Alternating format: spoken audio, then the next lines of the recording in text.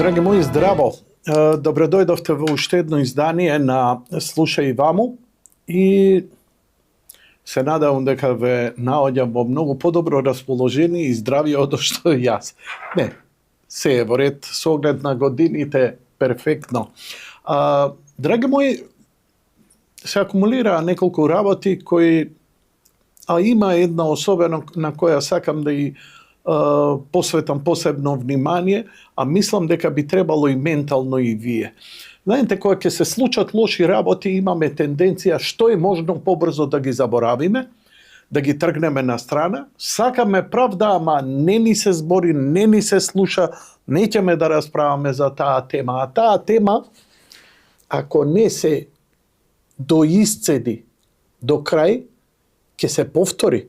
Знаете, тоа е како да си се лечел, ама не можеш да оставиш само системот од себе да се излечи. Ние мораме да бидеме проактивни. Демократијата не подразбира само совршен систем, туку совршено граѓанство, кој се буни, кој бара, кој инсистира, кој лобира. И тоа е нешто што ние уште многу децении ќе го учиме, и тоа нема врска со Европска унија или со НАТО или со Русија или со Кина или со било кого. Тоа е некаков менталитет кој ни се наметна на една колективна свест дека некогаш кога партијата мислела за нас, а сме имале феноменална држава, ете се било во ред, што има јас да се бунам. И разбирливо е дека така и во ДНК ни е влезено да ние бидеме што е можно помалку активни. Денеска се исмеваат со луѓето што се по партии и во ред е тоа, затоа што обично партиите се сметаат како бироа за вработување, било која партија, и тоа е главното и примарно што се очекува од неа.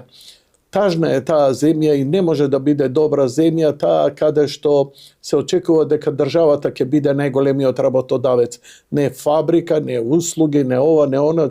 Западот затоа е голем, затоа е и добар, затоа и Кина просперира.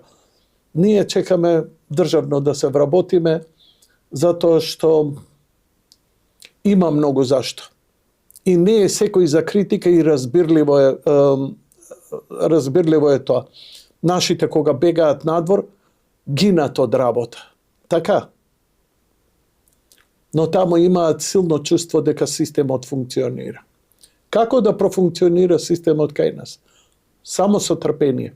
Имам еден пример, јас, бидејќи сум старо дисџокеиште, кое со децении работело по дискотеки, каде што сум гледал, например, уште доцните 70 години, кога ќе се излезеш од дискотека, ја сум пуштал музика и што све не сум работел, хаос беше. Опушоци, скршени чаши, плюканици, изгореници, значи ново тапацирано да се гори со цигарите. Но што правеше приватникот? Му идеше, како сега почнаа приватниците, истото се случува, истиот менталитет. И се што прават? Наместо да ги гони сите оние кои нормално ги гони колку ќе го фати, ама не можеш ти па целата шема да ја растураш, затоа што ете повеќето правеле бељи или гаселе, кршеле и демолирале, се тепале. Туку секој нареден ден или месец да реновираш, да вложуваш и така натаму. И со време свеста кај публиката се менува. Плюс тоа таа публика излезе од границите на Македонија. Виде свет, виде како негде може да биде убаво, па зашо да не биде така? Нели, некако имаме оној нагон се да почитуваме надвор, а овде да не почитуваме, затоа што никој не почитувал. Ние знаеме. Многу е лош тој табиет и генерацијски ќе исчезне, ама додека да исчезне, треба ваквите ко мене да умрат прво. Да исчезнат, не да умрат. У смисла, види, сите ќе умреме, сите ќе си заминеме од овој свет.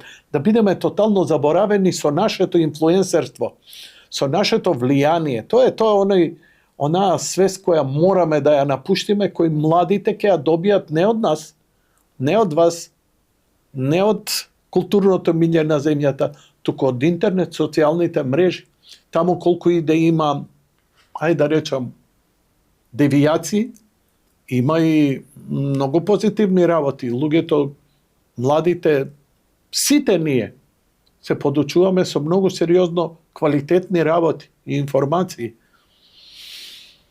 Ајде да се вратам сега кај нас. Се дигна прашина зошто концерт на Аца Лукас е прекинат. Луѓе, зошто уопште се дебатира на оваа тема? Еве тоа ве прашува. Прво, во постапката не требаше да го видиме само како се приведува Аца. Аца сам не може да го направи тоа. Каде е менаџерот? Каде е собственикот? Каде е организаторот? Каде е тој што продавал карти? Значи, тоа требало да бидат по мене најмалку петорица со се него. Да, искрено верувам дека е спречена голема трагедија. Па сега, нели е ова поентата? Што сега не ви чини? Што сега е проблем? Уште Аца сега глуми дека државниот врв бил свртен против него, а он од небеса пратен, дај бе, цреп, жити се, кој има против ти да правиш концерт, направи го кој што треба. Малце ли луѓе ни изгоина заради тој шалабајзирање. И мене ми е, зошто, знаете само што ми е загрижувачки, зошто полицијата реагира дури среде концерт? Како тоа не го ни спречила да почне концертот? Значи, неверојатна е анархијата на која ја создаваат, мој човек е, заврши му, ти на тој на тој, овој на овој, јави му, така натаму ќе протнеме. Затоа во Собранието ми израдува што се сформира анкетна комисија која ќе ги разгледува случаите Дурмотурс, Тетовската болница, секако и Кочани, и сите оние големи трагедии. Уште сакам само едно, а бидејќи нели сакате да заборавите, немало корона, не сме биле во карантин и не изумреа милион луѓе у Македонија, во наводници, нормално, не од корона, од негрижа на системот. Ние сме една од ретките земји во светот која немаше протокол за заболените. Протокол немавме. Зашто збориме ние? Еве сериозно, зашто збориме ние?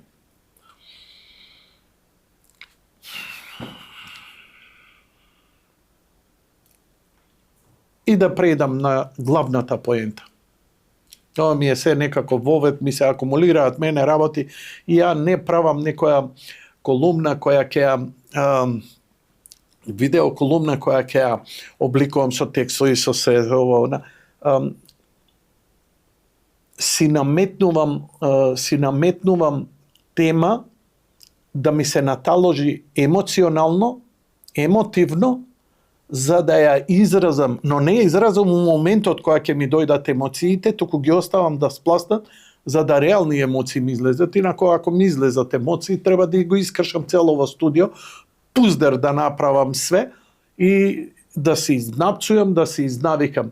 Но дали тоа ќе смени нешто? Ако пцуењето и сето тоа менува нешто, се туриме. Но очигледно дека нешто друго треба и поинакви се работи. Но нема да збориме за морал и етика, нема да збориме за ментална хигиена, нема да збориме за продуховеност, нема да збориме за ништо. Збориме за конкретни проблеми.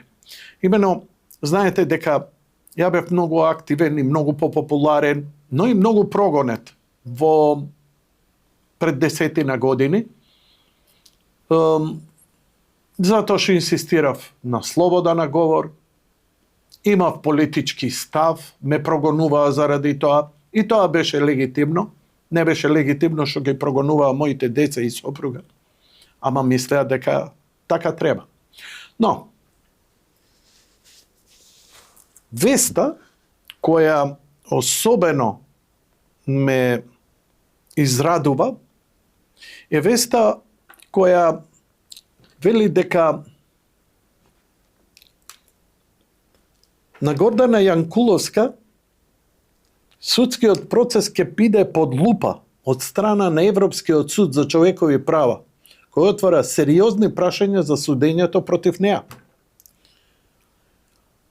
Неколку работи, не знам дали ги паметите од тоа време, драги мои пријатели и пријателки, се сеќавате на пресудата на председателот Иванов, да, тој што го исмевавте.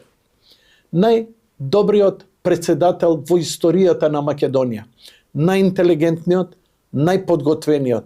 Ама, нели, вие паднавте на ефтината пропаганда на Сорос, фикусот, демек ќутел. А што очекувавте вие да направи ова, да направи она по вашиот политички став? Пошто не го направи, не чинел. А се сеќавате кога испрати војска на границите и тоа не чинеше, кога дојдоа мигранти? А кога ја направи амнестијата, луѓе мои, овој случај со Јанкуловска е добро навестување дека конечно ќе се даде, и ја барем предпоставувам, сега размислувајте и вие меѓу редо, ја немам некои информации, ја сум како вас, не ме контактира мене никој, јас едном ова го ми доаѓа у глава и размислувам како вас. Нит сум попаметен, нит сум подобар, али сум затоа поубав. Дали ова зелено светло, кој ќе биде дадено на владата, да конечно почне да шамара во судскиот систем со корумпирани суди? Пазете, ние на глава на жители, на број на жители, имаме најмногу суди во свет. Но исто е факт дека имаме и најмногу нерешени случаи. Што тоа говори? Криминал? Корупција? Колку и да сум у право, толку и не сум во право, затоа што немам право сите оние добри судии и адвокати да ги ставам во исти ќош. Но, како да ви кажам, во чаша чиста вода да капнеш една капка отров, отиде на целата чаша. Затоа системот мора да се прочисти. И до сега како беше?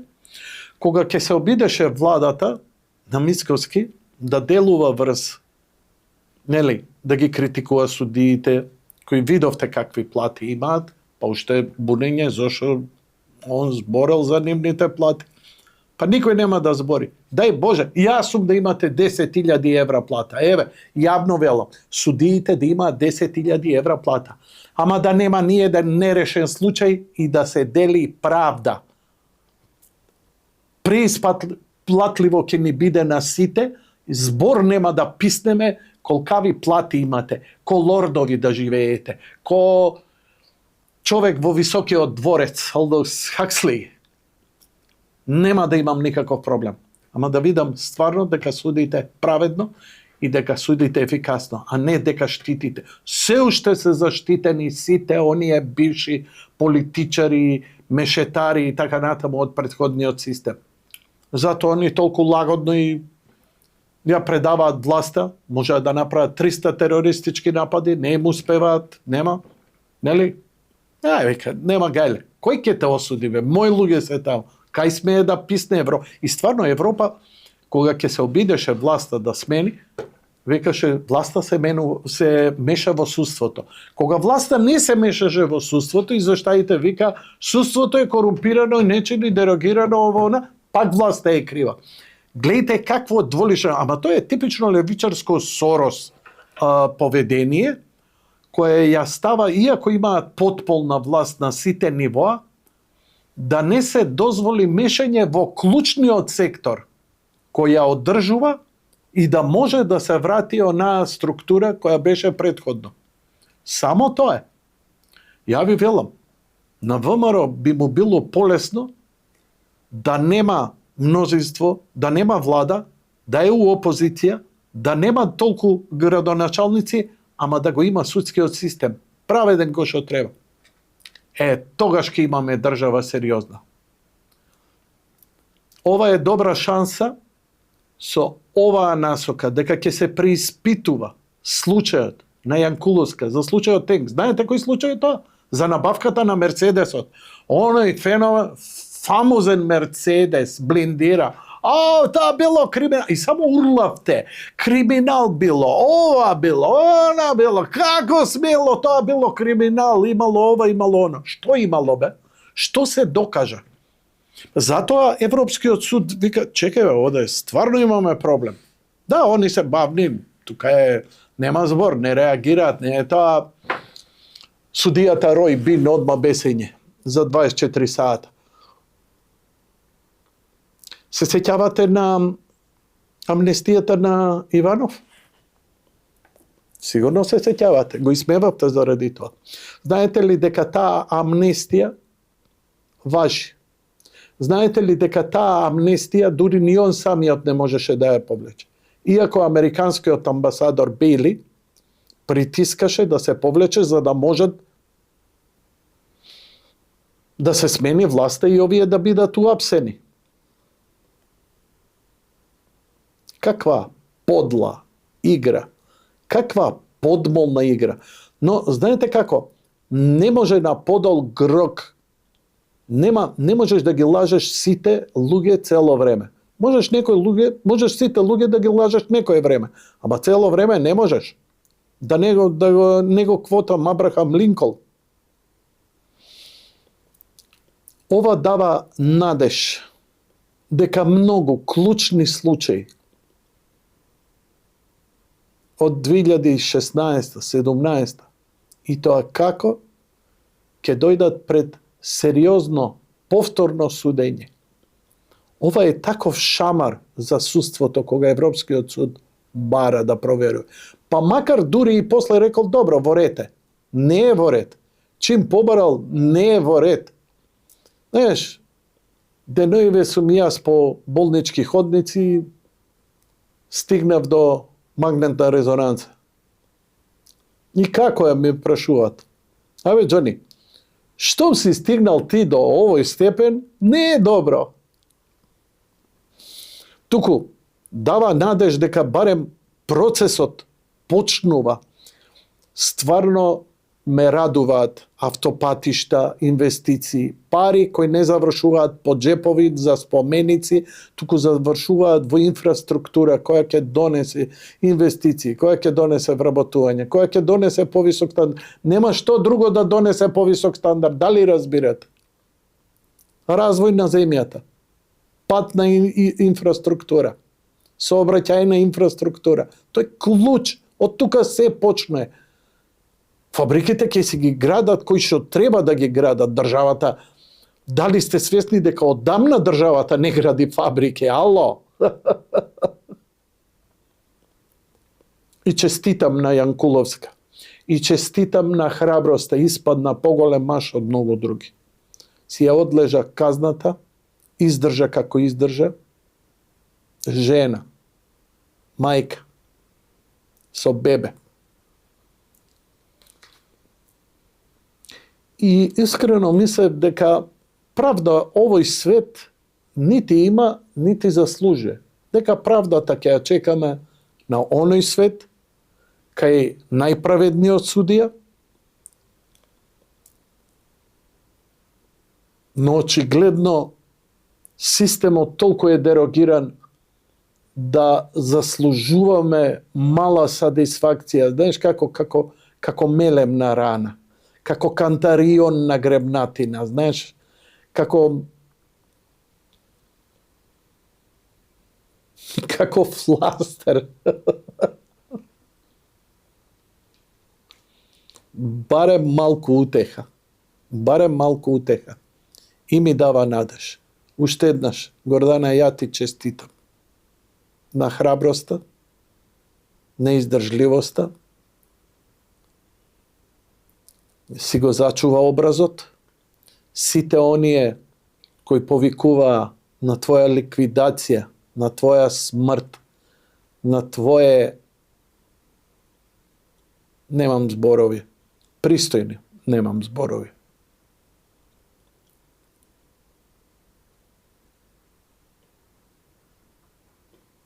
Вау, какво време беше.